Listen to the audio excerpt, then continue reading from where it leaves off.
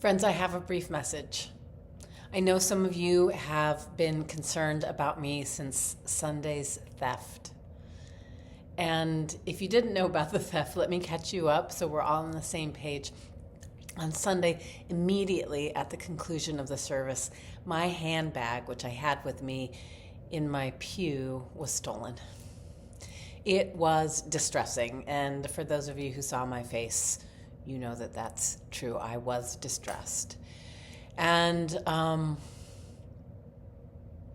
yeah, that's just true. And one of the silver linings of a thing like this is I got to experience the support of a staff team who I already knew was wonderful and got to experience as even more wonderful. And there were other folks, congregants, who were watching around wanting to help, and I appreciate the care that you were vibing towards me during that moment, and then also folks who've reached out to me since. I want to let you know I was able to recover my phone. It was left on a bus, and the bus driver turned it in, and I'm so thankful to the bus system for that. But I haven't been able to recover anything else. And I think that's probably the end of that story, but you never know. So I am doing okay. I am a bit shaken. It was definitely a breach of trust. It is a breach of trust when someone steals, and even more when it takes place in our sanctuary. This place that we try so hard to make welcome and make as safe as we possibly can, knowing that there are no absolutes and no guarantees. So again, my thanks to you for reaching out and checking in on me. I want to keep this message short, but I do think it's really important to share a message with you. I am making it hoping that those of you who hear me either tonight or tomorrow morning, before Christmas Eve, that in this way we can all together take a deep breath in and out, yes, and allow ourselves to enter into the spirit of the holiday that is upon us. I want us to contemplate that we might find joy despite the world. And that was my sermon topic message even before this incident happened. But it makes even more necessary this message and that message. So, of course, the question rises up, why did this happen? Why did someone break trust and steal? The most simple answer is there is an unmet need, right? People don't take things that aren't theirs unless they have lost something, lost community, lost faith, lost people, lost the sense of belonging.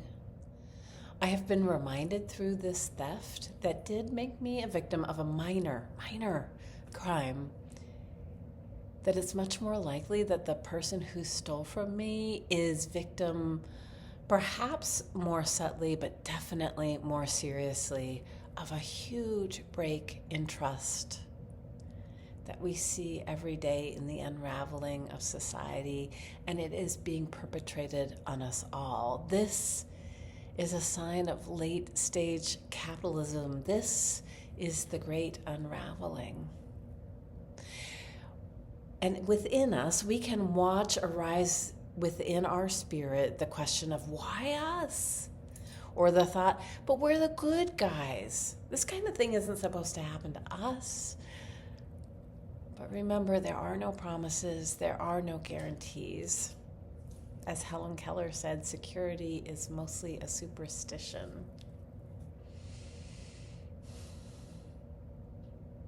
I think this is yet another opportunity for us to go deeper into our missional work. The radical welcome that we try and we do embody. Our Sunday morning breakfast is a good and worthy thing, but breakfast once a week is not enough when people are hungry, when there is not enough shelter, when temperatures are in the single digits. So many needs are going unaddressed, and this is the consequence. I wonder what it will take for each of us and all of us together to hear the call that it can be, to deepen our commitment to our values rather than to turn away from them. I wonder how this could be an opportunity to remember that we come together in times of distress, not to wall ourselves off, but to figure out how to open still and open again. Yes, a theft happened. It had happened before. It will likely happen again. And that doesn't stop us from taking practical measures. I encourage you to do so. I will be doing so. But this is not an invitation for us to let our fears lead more than our heart, our values, our principles. I mean, it could be, but that decision is really up to us. Friends, I am sure that I will have much more to say on this, and not just once. This is an ongoing conversation. But since it is nearly Christmas Day and it is nearly Christmas Eve, let us put this down. Let's take the pause we need.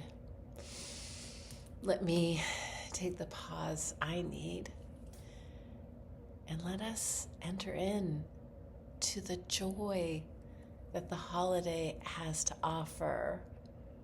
Yes, joy to the world, but yes, joy despite some of these terrible things that happen in the world.